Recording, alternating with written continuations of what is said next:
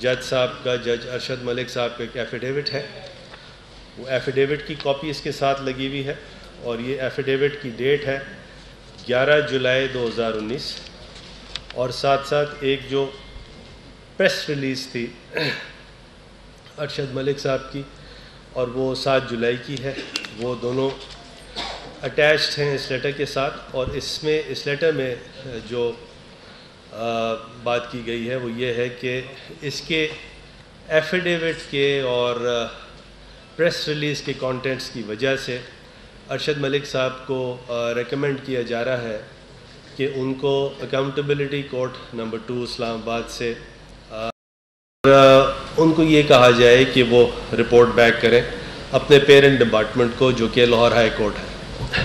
اس سلسلے میں اس کے کانٹینٹس کو دیکھا گیا، سمجھا گیا. اس میں مزید جو بھی کارروائی کرنی ہے وہ تو بالکل کرنی ہے، جو بھی اس کی کارروائی ہونی ہے، لیکن فی الفور in view of the agency جو ارجنسی ڈسپلے کی گئی ہے اس کی وجہ سے لا منسٹری نے ارشد صاحب کو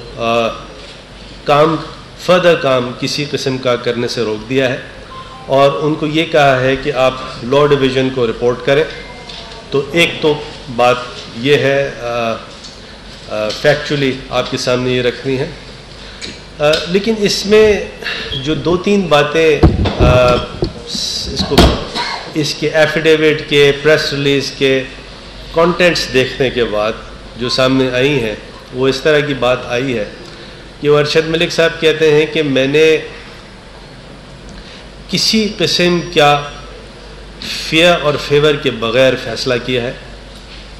دا فیصلہ جس فیصلے کی بات ہے، اور مجھے جب سے میں اس میں جج بنا، مجھے جج لگانے سے لے کے اینڈ تک بعد میں بھی کوشش کی گئی، بہت سے نام اس میں لکھے ہوئے ہیں کہ انہوں نے کوشش کی گئی کہ ان کو برائب کیا جائے، کوشش کی گئی کہ ان کو کورس کیا جائے، تھریٹ کیا جائے.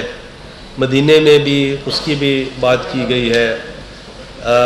اس کی ڈیٹیلز جو ہیں ایفیڈیوٹ کی شہزاد اکبر صاحب ہیں وہ آپ کو بتائیں گے.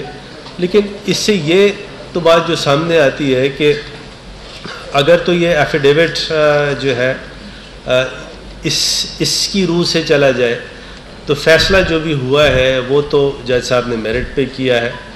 ان پہ ہر قسم کا دباؤ تھا، ہر قسم کا پریشر تھا، یہ ایفیڈیوٹ میں لکھا ہے.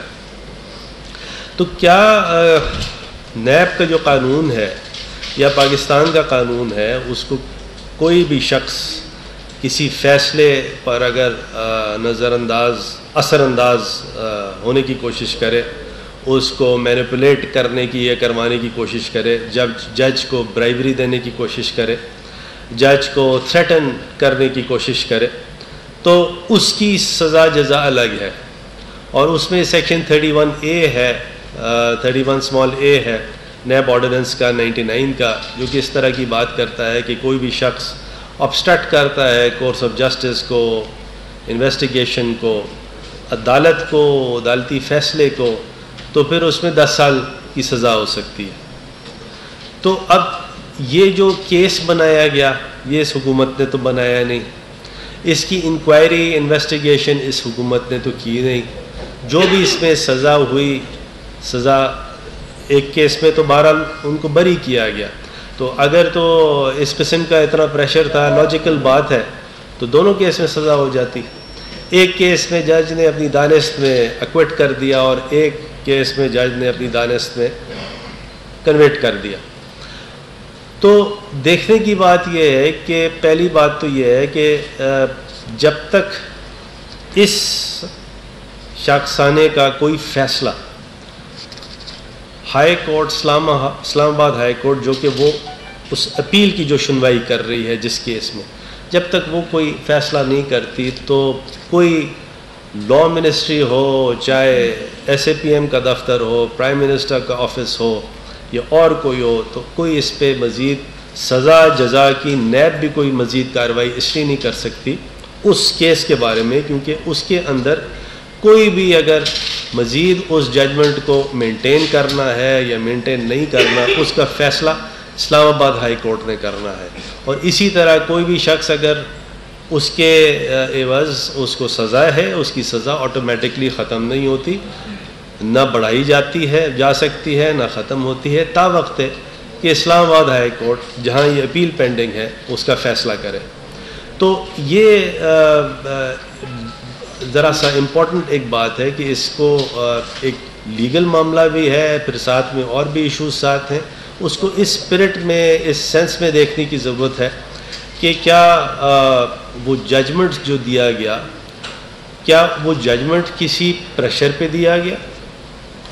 جج صاحب کی اگر بات مانی جائے تو کوئی پریشر نہیں ہے، اگر وہ دوسرے ویڈیوز جو کہہ رہے ہیں پیش کریں گے تو اس میں جج صاحب کا اپنا ایفیڈیوٹ ہے کہ کس پیرائے میں انہوں نے جو بات کی وہ کس طرح کی۔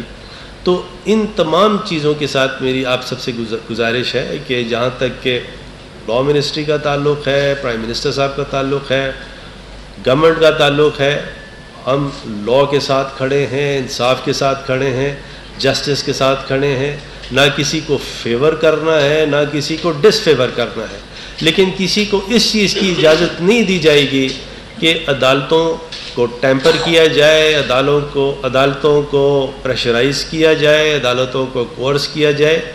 یہ چیز بہرحال ہم نہیں ہونے دیں گے، اور اگر جج صاحب جو کمپلین کر رہے ہیں کہ ان کو اتنا پریشر میں کوشش کی گئی دینے کی، تو پھر سیکشن 31A موجود ہے۔ میں اب شہزاد اکبر صاحب سے گزارش کرتا ہوں، ریکویسٹ کرتا ہوں کہ کچھ فرمائے اس سلسلے میں۔ جی پہلے تو آپ لوگوں کو چینج مبارک ہو، لا منسٹر صاحب تشریف لائے ہیں PID میں، جو یوزول نہیں ہے۔ آج کا جو ایفیڈیوٹ سامنے آیا ہے اور اسلام آباد ہائی کورٹ کی طرف سے جو مراسلہ ملا ہے لا منسٹری کو، اس کی روشنی میں اور ایفیڈیوٹ پڑھنے کے بعد میں سمجھتا ہوں کہ بڑا ضروری ہو گیا تھا کہ پوری چیزیں عوام کے سامنے رکھی جائیں۔ ایک ورژن کہہ لیجئے پہلے کچھ ویڈیو اور کچھ ٹویٹس کی صورت میں سامنے آیا، اور اب دوسرا ورژن اور یا اس کا دوسرا رخ، ایک پہلے پریس ریلیز جج صاحب کی طرف سے آئی اور اب ایک ایفیڈیوٹ آیا جس کے اندر کافی ساری تفاصیل ہیں۔ تو میں اس میں کچھ جو چیزیں ہائی لائٹڈ ہیں، ویسے تو یہ چل رہا ہے کافی دیر سے میڈیا پہ ایفیڈیوٹ بھی، اور میں بیان کر دیتا ہوں، لیکن سب سے پہلے ضروری سمجھنا یہ ہے کہ یہ ایفیڈیوٹ ہمیں بتاتا کیا ہے۔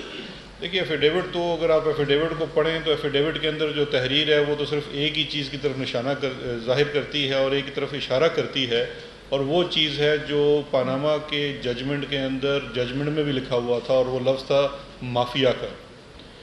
جس طرح سے اس کے اندر بیان ہوا ہے کنڈکٹ، وہ کسی سیاسی پارٹی کا یا عام شخص کا نہیں ہو سکتا، وہ کنڈکٹ صرف اور صرف مافیا کا ہو سکتا ہے۔ یہ پوری داستان ہے جو لالچ، رشوت سے شروع ہوتی ہے اور دھمکیوں سے ہو کے بلیک میل تک جاتی ہے۔ جی سزرین مافیا اور گاڈ فادر۔ ویسے آخر میں ہر کوئی سوال کر سکتا ہے ماں سوائے کوئی صدیقی کے، وہ اس لیے کہ وہ انٹرسٹڈ پارٹی ہے نا، میرے سے دوست ہیں میرے بڑے پرانے سے۔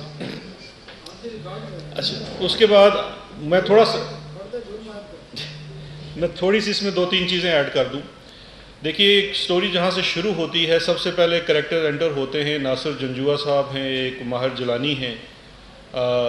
جن لوگوں کو نہیں پتہ یہ وہی گھر ہے مارگلا روڈ کے اوپر جہاں پیشیوں کے دنوں میں ہیڈ کوارٹر بھی تھا اور اکثر جایا بھی جاتا تھا۔ وہ وہاں سے آغاز ہوتا ہے، اور ایفیڈیوٹ کے مطابق اپوائنٹمنٹ جو ہے جج صاحب کی وہ بھی کروائی جاتی ہے with some ulterior motive۔ تو ایک چیز جو دیکھنے کی ہے اور میں سمجھتا ہوں اس میں ضرور ہمیں بھی دیکھنا چاہیے کہ یہ اپوائنٹمنٹ کیسے ہوئی، کیا اس کو اس وقت کی اپوائنٹمنٹ کرنے میں کون لوگ ملوث تھے۔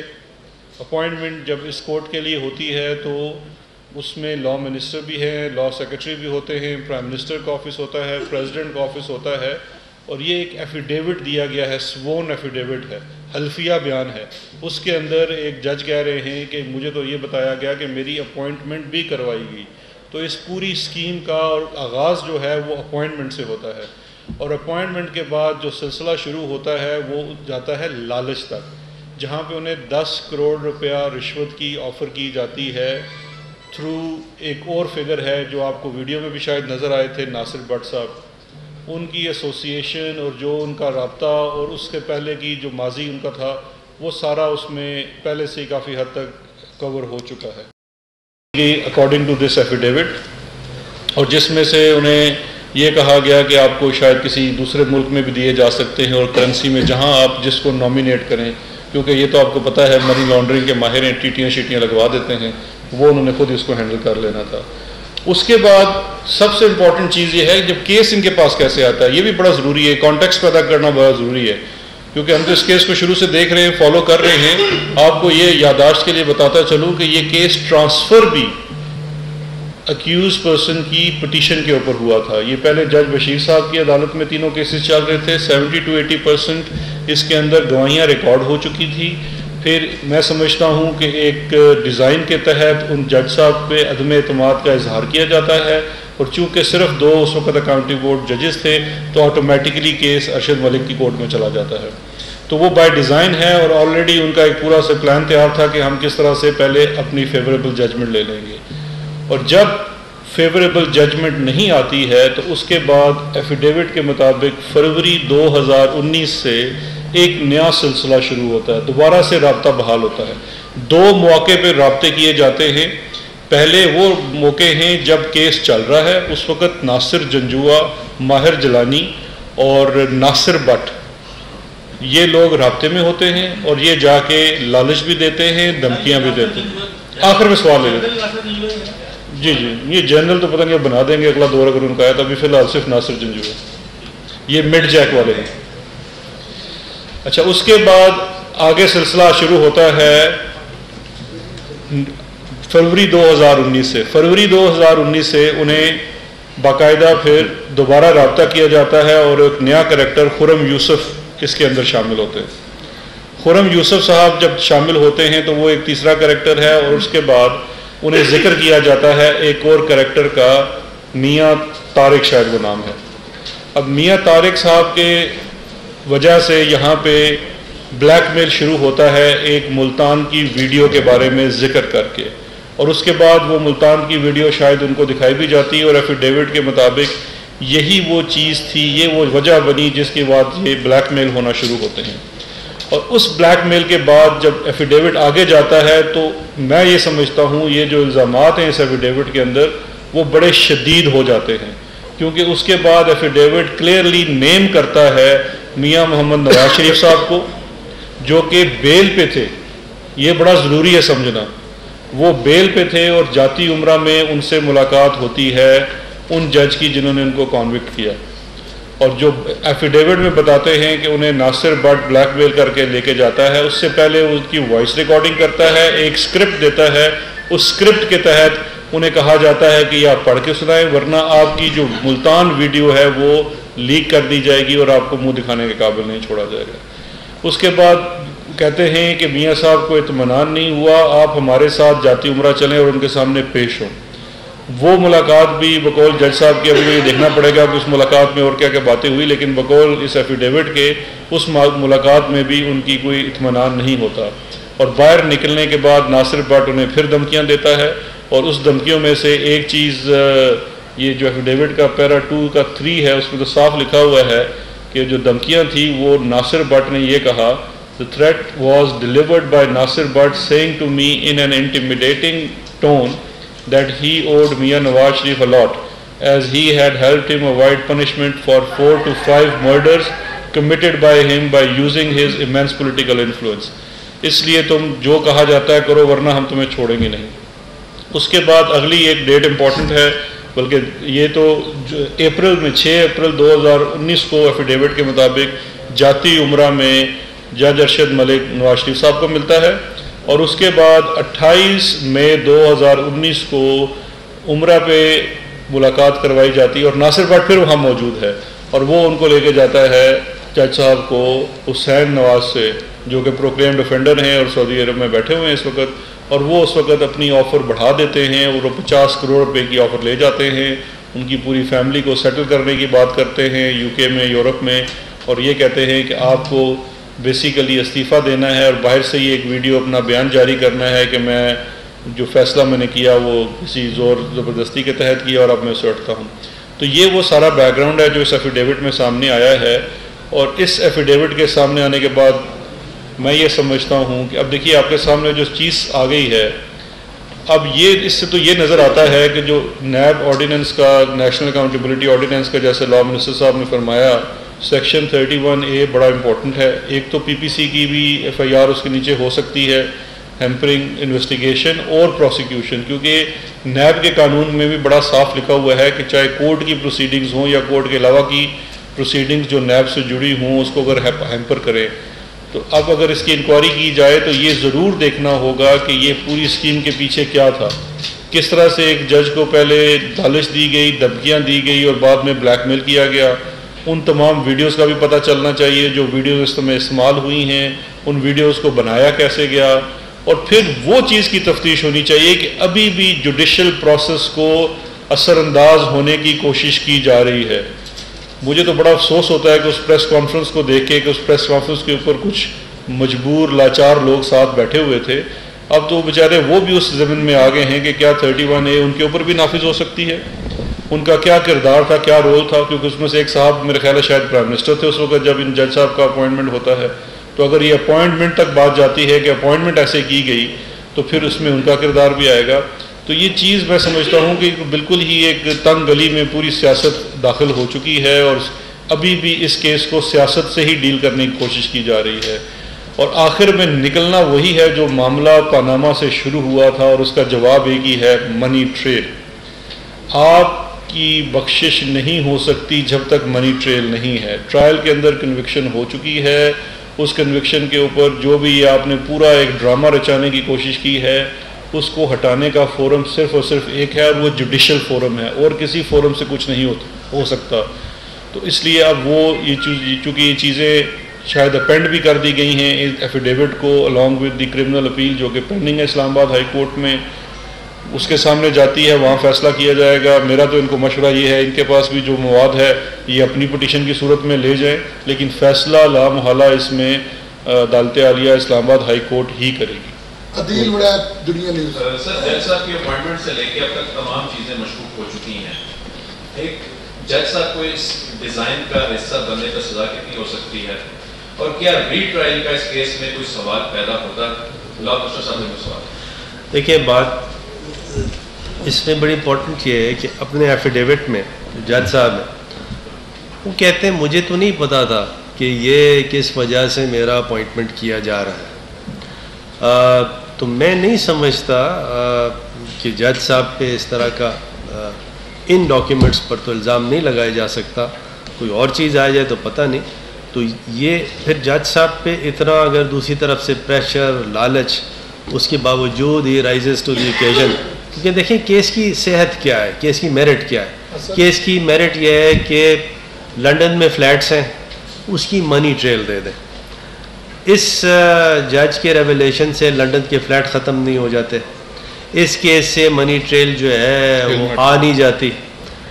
اور یہ تمام جو چیزیں ہیں ساری، یہ کیس اس طرح کا نہیں ہے کہ جس کی میک اینڈ بریک جو ہے وہ یہ جج صاحب کا سٹیٹمنٹ ہو، یہ ویڈیو ہو.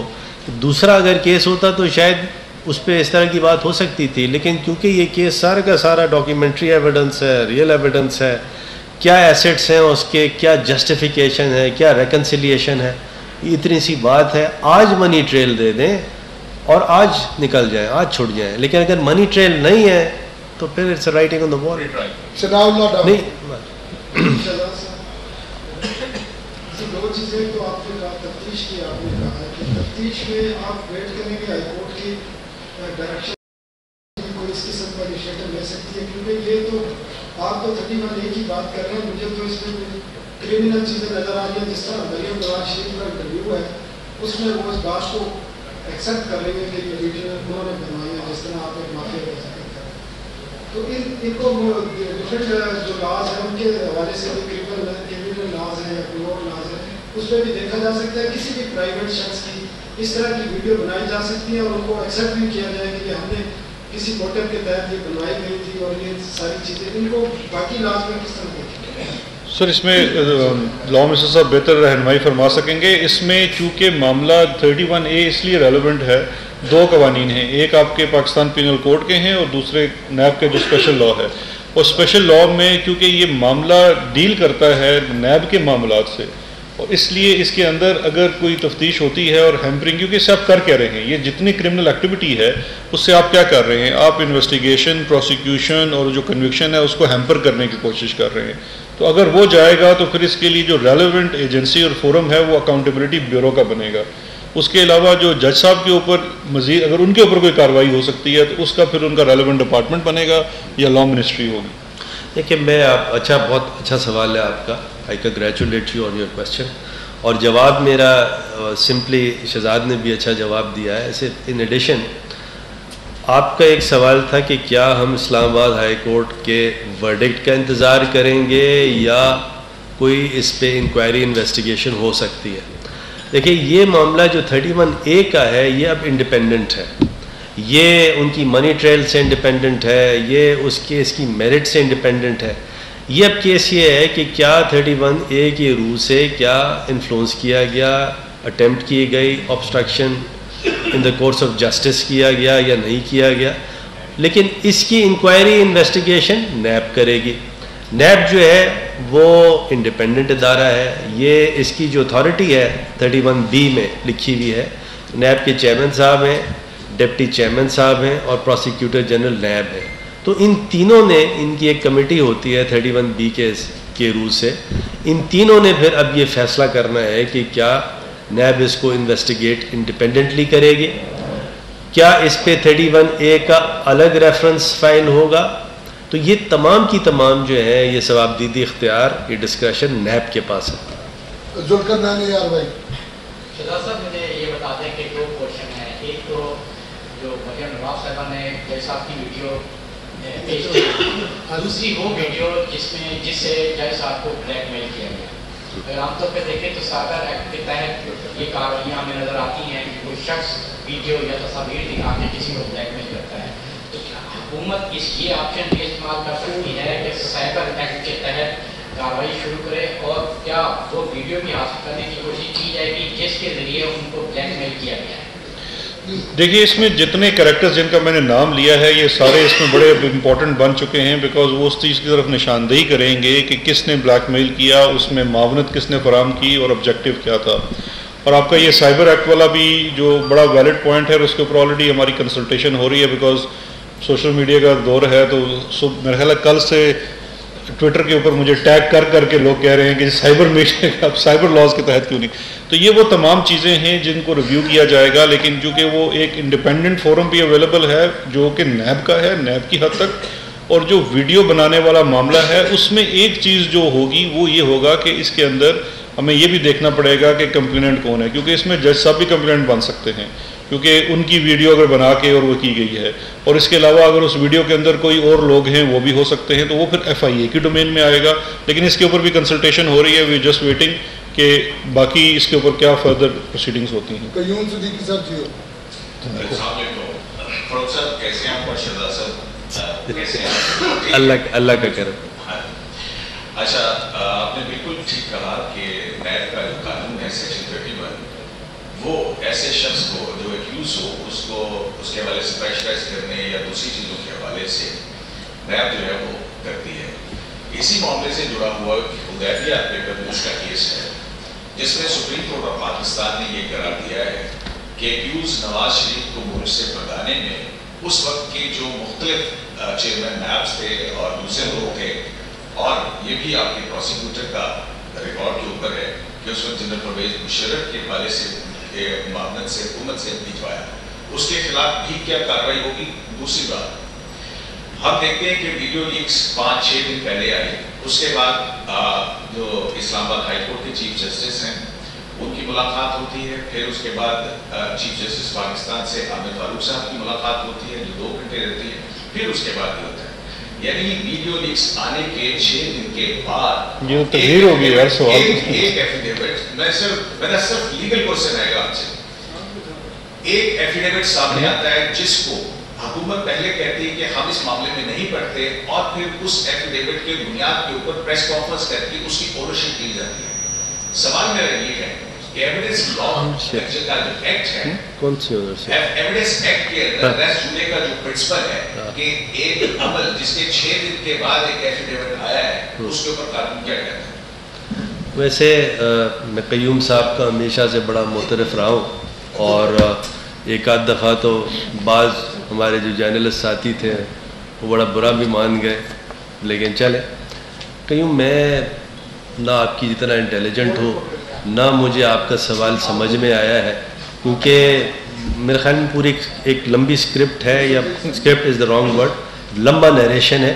اگر شارٹ کر کے سوال کریں گے نا تو میں جواب دے پاؤں گا، نہیں تو جی پوچھ لیں پلیز. جی شارٹ سوال یہ ہے کہ حدیبیہ پیپر مل میں نواز شریف کو باہر بھیجنے میں جو لوگ انوالو تھے سپریم کورٹ فیصلے کے مطابق ان کے خلاف بھی نیب کارروائی کرے گا، اور دوسرا یہ کہ ایک ایفیڈیوٹ جو 6 دن کے بعد سوچ سمجھ کے مختلف ملاقاتوں کے بعد سامنے آیا ہو، قانون میں اس کی کیا حیثیت ہے؟ اگر سینے کا جو اصول ہے اس کے دیکھیں، جہاں تک کہ پہلا جو انہوں نے سوال کیا اس کو دیکھنا پڑے گا کہ حدیبیہ پیپر ملز کے جو کیس میں سپریم کورٹ نے کیا کوئی ایسا ڈائریکشن دیا ہے، کیا جو ان کی سزا تھی نواز شریف صاحب کی اس کو آرٹیکل 45 میں پریزیڈینشیل جو پاور ہے کیا وہ استعمال کیا گیا یا نہیں کی گئی، کون سی پاور استعمال کی گئی، اور اگر بالکل ٹھیک ہے اگر آرٹیکل 45 کے پیرائے میں نواز شریف کا پارڈن نہیں ہوا اس کو پھر اس کے حساب سے دیکھنا پڑے گا.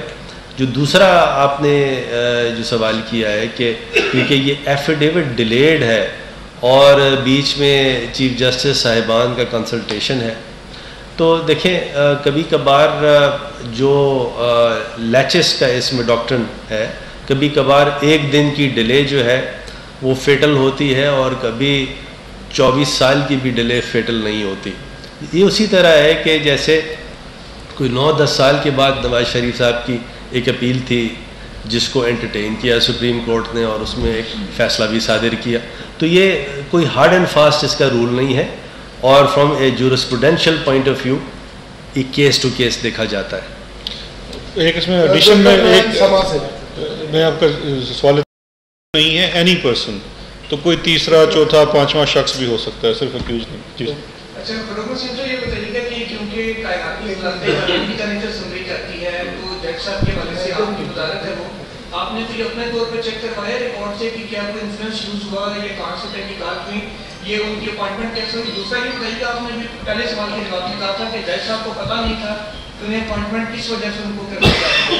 جب ایک ملزم کہہ رہا ہے جج کو کہ یار آپ کو میں جج لگوا رہا ہوں تو جج صاحب اتنے بچے نہیں ہیں کہ ان کو لگوایا جا رہا ہے، اتنا تو گزارش کرو. اگین میری میموری جو ہے نا اتنی نہیں ہے کہ آپ کی طرح سوالات کا یاد مجھے رہو.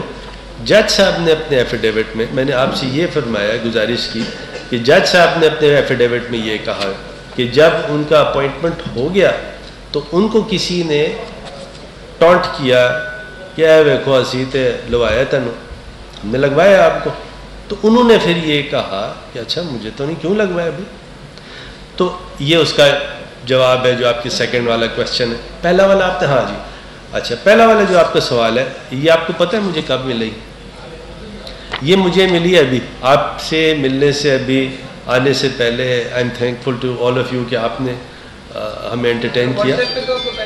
نہیں ہے، چیک کرو میرا واٹس ایپ، میرے پاس نہیں ہے، میرے پاس یہ آیا، میں نے اس کو دیکھا. ایڈریس ہے ٹو لا منسٹر، آپ کے پاس واٹس ایپ نہیں ہے دیکھو.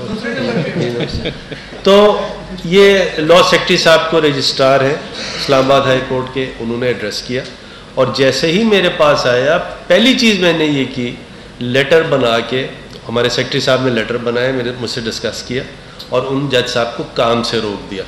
اب نیچرلی اس پہ جو بھی انکوائری انویسٹیگیشن اگر اپوائنٹمنٹ کے اس پہ پیرائے میں کرنی ہے وہ بعد میں دیکھیں گے، کنسیڈر کریں گے. اب اتنا ٹائم نہیں تھا کہ وہ سارا 15-20 سال کا اتنے 2-3 سال کا ریکارڈ نکالیں دیکھیں. The time was not enough. Ghulam Murtaza صاحب بول سے آپ سے سوال ہے کہ جوڈیشل آفیسر ہیں وہ، اور پھر انہوں نے اتنی ملاقاتیں درمیان میں کر لی اور سارا کچھ انہوں نے کیا. ایک جج بھی جو نگران جج مقرر تھے سپریم کورٹ کے وہ بھی دیکھ رہے تھے اور تمام دنیا اس کیس کو دیکھ رہی تھی. تو کہاں ہم لوگ سوئے ہوئے تھے تمام کہ جج صاحب پرائیویٹ بھی جاتے ہیں، جج صاحب وہاں بھی جاتے ہیں، کیا ان کی جب میلا فیڈر صاحب ثابت نہیں ہوتی؟ کس کی؟ جج صاحب. کس جج کی؟ اچھا دیکھیں یہ اگین 2-3 اس میں ملے ہوئے سوالات ہیں. یہ جو ان کی ملاقات کا سلسلہ جو وہ فرما رہے ہیں شروع ہوا ہے، یہ تو ابھی 2019 کی وہ بات بتا رہے ہیں، یعنی ججمنٹ دینے کے بعد. اور مجھے تو یہ پورا یقین ہے کہ اگر ذرا سا بھی کوئی ایسی بھنک بھی جسٹس اعجاز الحسن کو ملتی، وہ تو اتنے اپرائٹ ایماندار جج ہیں، تو اور تھوڑا سا لیٹس بی فیئر، اتنی ساری اگر یہ ایفیڈیوٹ درست ہے، اتنی ساری لالچ، اتنی ساری چیزیں ارشد ملک کو دی گئیں، اس کے باوجود کہ وہ کہتا ہے میں نے میرٹ پہ فیصلہ کیا. اچھا میرٹ پہ فیصلہ کیا نہیں کیا اس کا ایک ٹیسٹ ہے. آپ اور ہم سب مل کے نا اس کیس کی صحت کو دیکھتے ہیں، اس کی میرٹس کو دیکھتے ہیں. اور میرٹ کیا ہے؟ لنڈن میں اپارٹمنٹس ہیں، انہوں نے کہا ان کے اپارٹمنٹس ہیں، تو کب لیے؟ 93 میں لیے. بعد میں اگر لیے اس کا ڈاکیومنٹری ایویڈنس بتائیں. پاکستان سے پیسے جو ہے باہر کیسے گئے؟ نہیں اگر لافل بینکنگ چینل سے گئے تو منی لانڈرنگ ہے. جو ڈکلیئرڈ ان کا انکم ٹیکس ہے، ریکارڈ ہے، ای سی بی کا ریکارڈ ہے، کیا یہ چیزیں اس میں ڈسکلوز ہوئیں؟ کیا ان کے پاس اتنا پیسہ تھا؟ اور میں تو آج بھی کہتا ہوں اگر یہ ثابت یہ کر دیں کہ منی ٹریل ہے تو اکوٹ ہو جائیں، اور اگر یہ منی ٹریل نہیں ہے جو آج تک نہیں دی گئی تو پھر اٹس رائٹنگ آن دا وال. یہ تمام چیزیں چلیں سائڈ کی ایشوز ہیں، لیکن اصل چیز منی ٹریل ہے آج بھی.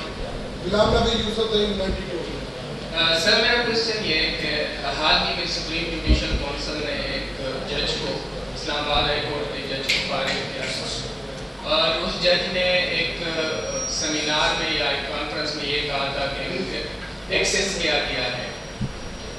سپریم جوڈیشل کونسل نے جب یہ معاملہ جائزہ لیا تو انہوں نے کہا کہ آپ نے مجاز فورم پر شکایت کیوں نہیں کی؟ اگر آپ کے ایکسیس کیا گیا ہے تو آپ نے یہ مجاز فورم سے رجوع کیوں نہیں کیا؟ لہٰذا آپ کے خلاف اتنا ہی کافی ہے کہ آپ مس کنڈکٹ کے مرتکب ہوئے ہیں. اور ان کو ایک ہی سٹنگ میں ان کا جواب یہ بغیر کر کے دیا. تو جو موجودہ جج ہے جو کہ سبارڈینیٹ جوڈیشری کا ہے، تو جو پرنسپل آف لا سیٹل کیا ہے سپریم جوڈیشل کونسل نے اس کیس میں، کیا اس کا اطلاق ان پر نہیں ہوتا؟ کیونکہ جس طرح غلام مرتضیٰ نے کہا کہ نگران جج موجود تھا، ہر 15 دن بعد وہ رپورٹ بھیجتے تھے، وہ نگران جج کو انہوں نے شکایت کیوں نہیں کی؟ دیکھیں اس کیس میں اور اس کیس میں تھوڑا سا فرق کیا ہے. اس کیس میں جج صاحب جو ہے ایک تقریر کرتے ہیں اور اس تقریر میں شکایت کرتے ہیں. یا تو ارشد ملک نے تو کوئی تقریر نہیں کی. یہ تو جب ایک چیز اب یہ دیکھیں، یہ تھوڑا سا اس کو کریڈٹ دیں کہ اگر وہ ارشد ملک جو ہے اس کو بالکل ڈینائی بھی کر سکتا تھا، جھٹلا بھی سکتا تھا، کہہ بھی سکتا تھا یہ ساری، لیکن اس نے جو بھی اپنے تئیں جو بھی صحیح فیکٹس سمجھے اس نے نریٹ کر دیے. بہرحال یہ تمام کہنے کے باوجود اس کا فیصلہ کہ وہ مس کانڈکٹ انہوں نے کیا نہیں کیا، اس کا فیصلہ تو اسلام آباد کی یا لاہور ہائی کورٹ نے کرنا ہے، یا جو بھی مناسب فیصلہ ہوگا وہی کریں گے. لیکن اس سے کیس کی جو صحت ہے اگین اس پہ کتنا فرق پڑتا ہے یہ آپ کے سامنے ہے. کیس کے فیکٹس کیا ہیں؟ وہ یہی ہیں کہ لنڈن میں اپارٹمنٹس ہیں، اس کی منی ٹریل دے دیجئے، اور کچھ نہیں ہے. نو راکٹ سائنس ان دس. اب یہ آخری سوال کر لیں سر. ٹھیک چھوٹا چھوٹا کر لیں. ایک چھوٹا سا سوال ہے. قیوم صاحب نے آپ کے حصے کا کر لیا نا یار. چلو انہاں دی گل سن لے یار. Thank you. بس ایک چھوٹی سی بات بتا دیں کہ ابھی بات ہو رہی ہے ارشد ملک صاحب کے جو آپ نے کہا کی بات ہوئی ہے، اس کے علاوہ ذکر آیا یہاں پہ اعجاز الحسن صاحب کا. کیا ان کا بھی جو کردار ہے اس پر سوالیہ نشان نہیں اٹھتے اور اس پر آپ کو بات یہاں پر نہیں کرنی چاہیے؟ اور دوسرا یہ شہزاد اکبر صاحب سے ہے کہ مولانا فضل الرحمان صاحب کے حوالے سے بات آ رہی ہے کہ حکومت کے خلاف بھی کارروائی کرنے جا رہی ہے. نہیں مجھے نہیں بات کرنی چاہیے. مطلب دیکھیں اب ایسا سوال نہ کریں نا جو کہ مناسب نہیں ہو، فیئر سوال کریں. ایک انہوں نے ایک سوال کیا، مانیٹرنگ جج کی بات کی، میں نے صحیح پرسپیکٹو بیان کیا. I have nothing more to add. جی انہوں نے کہا، میں نے کہا ہاں اب آپ ایک نیا جج تعینات کریں گے عاصم ملک صاحب کی طرف سے ان کی طرف سے تو نہیں کروں گا. اچھا جگہ ٹھیک ہے، آپ نیا اپوائنٹ یہ کریں گے آپ تعینات کریں گے، کیا آپ جو اس کو تعینات کریں گے اس کو بدنیتی کیوں نہ سمجھا جائے؟ کیونکہ حکومت اس کے لیے آپ کو ایک اور ایفیڈیوٹ کا انتظار کرنا پڑے گا. حکومت اپوزیشن کے خلاف کھل کر سامنے آ رہی ہے، پریس کانفرنسوں میں کہہ رہی ہے کہ ہم آپ کو چھوڑیں گے نہیں، تو آپ جو جج تعینات کریں گے اس میں بدنیتی کیوں نہیں ہوگی؟ وہ اس لیے نہیں ہوگی کہ میں اس لیے نہیں کوئی جج تعینات کروں گا کہ کوئی جج کسی کو کنوکٹ کر دے یا ایکویٹ کر دے. میں تو صرف اور صرف کسی جج کو تعینات کروں گا.